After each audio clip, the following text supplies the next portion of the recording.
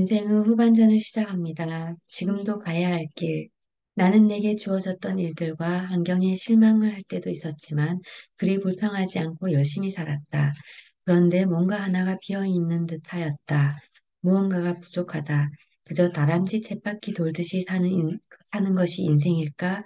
내가 이 지구 속 하나의 부속품처럼 느껴졌다. 거대한 우주의 섭리 안에 그저 작은 부품으로 쓰여지다가 사라질 운명처럼 보였다. 인생이 이대로 끝난다면 얼마나 허무한 것일까? 일상을 열심히 살면서 마음속으로는 점점 그런 생각들로 가득 찰 때쯤 밥 버퍼드의 하프타임을 읽고 인생의 전반전에 마침표를 찍었다. 그리고 이제 인생 후반전을 의미 있는 삶이 되도록 준비를 해야겠다는 생각이 간절했다. 임용창의 비전에서에서 네 종류의 시간 구분을 보았다. 기계적 시간, 개인적 시간, 인류의 시간, 하나님의 시간이다. 첫 번째, 기계적 시간은 크로노스적 흘러가는 시간으로서 자신의 정체성을 파악하는 시기이다. 두 번째, 개인적 시간은 인생이라는 긴 시간대에 개인이 완성되어 가는 시간이다. 영아기, 유아기, 청소년기, 청년기, 장년기, 노년기를 보내며 개인적 시간을 완성해 간다. 이 인생 주기에 신경 쓰지 않고 살아가는 사람은 어, 때를 놓치는 사람이 될 것이다. 그 사람들은 결혼할 때, 취업할 때, 자녀를 낳을 때, 될 때 등을 놓치게 된다. 세 번째 인류의 시간은 역사와 흐름을 통해 인류 문명의 미래를 변화시키는 사람의 시간이다. 네 번째 하나님의 시간은 하나님 나라의 섭리를 이해하고 영혼의 시간대를 가슴에 품고 사는 사람의 시간이다. 하나님의 은혜와 섭리를 생각하고 큰 그림을 그리며 살아간다면 하나님 나라의 시간대를 살아가는 것이다. 나는 어떤 시간대를 살아가고 있는가? 나의 정체성은 확립되었는가? 난 하나님의 자녀로서 내가 살아감으로 세상에 선한 영향력을 주는 사람으로 살아가고 있는가? 노력하지만 잘 안 될 때도 있다. 인생을 볼 때 난 지금 장년기를 지나고 있을 것이다. 인생의 시간에 떠밀리듯 살아가지만 직장 생활을 하며 자녀들을 양육하며 이웃과 삶을 나누는 등 소소한 즐거움도 누리며 살고 있다. 인류의 시간으로 볼 때 나 스스로가 역사적인 큰일을 하기엔 턱없이 부족한 사람이다. 인류의 시간으로 산 사람은 전기를 발견한 에디슨, 최초의 미생물을 발견한 레베누크, 마이크로 컴퓨터의 혁명적 선구자 빌 게이츠 등 인류 역사를 바꾸는 일을 한 사람들이다. 나는 역사와 시대를 바꾸는 큰 일은 하지 못하였으므로 인류의 시간을 살았다고 할 수는 없을 것이다. 그러나 하나님의 섭리를 인정하고 하나님이 허락하신 것 안에서 비전을 품고 최선을 다해 살아가보다 노력하고 있으니 하나님의 시간대를 살아가고 있다고 해도 될 것이다. 나의 가야 할 길이 눈에 보이는 듯하다.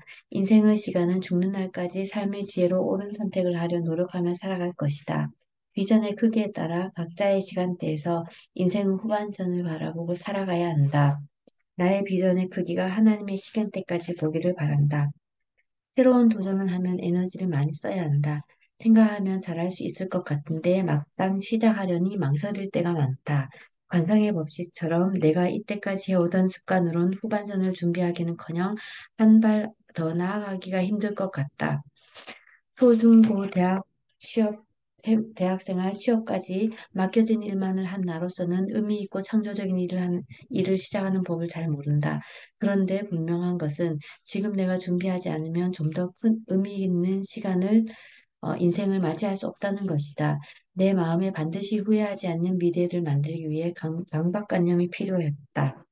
지금 내가 성장하지 않으면 나의 성장을 통해 혜택을 받을 사람들에게 죄를 짓고 있다. 이 사실은 나에게 선한 강박관념을 가지게 했다. 나에게 강박관념을 일으키는 것 중 다른 하나는 자녀들이 보고 있다는 것이다. 올해 2월까지 출간하겠다고 가정예배 때 말하였다. 그런데 2월이 지나도 출간하고 있지 않으니 막내가 물었다. 엄마 책 언제 출간해요? 낯이 뜨거워지고 부끄러웠다. 원고 수정을 차일피일 미루고 있던 나의 모습에서 실망이 되었다.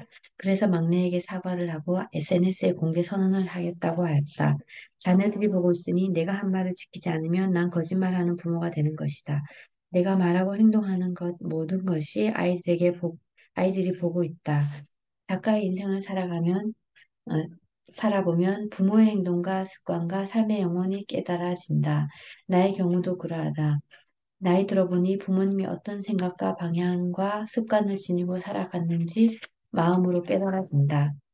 내가 성장하려면 계속 배우고 익혀야 한다. 나의 역량을 새롭게 만들어야 한다. 내 그릇을 크게 해야 하며 내가 도움 줄 사람들도 함께 성장해야 한다. 성장하게 된다. 계속 배우면 변화하는 세상에 긍정적이고 효율적으로 대응할 수 있다. 또한 알고 있는 것이 전부가 아니라 할 때도 있다. 외할머니 말씀대로 늙어 죽을 때까지 배워야 한다. 네.